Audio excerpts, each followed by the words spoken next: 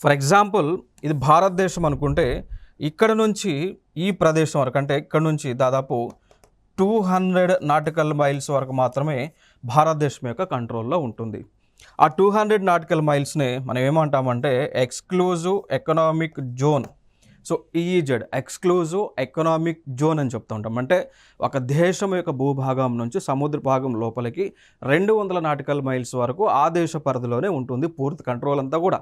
ఆ ప్రదేశంలో మినరల్స్ ఉన్నా, మైన్స్ ఉన్నా, అక్వాటిక్ యానిమల్స్ ఉన్నా, మెరైన్ యానిమల్స్ ఉన్నా, వాటి యొక్క బాధ్యత, వాటి యొక్క హక్కు అంతా కూడా ఆ దేశం పైనే ఉంటుంది.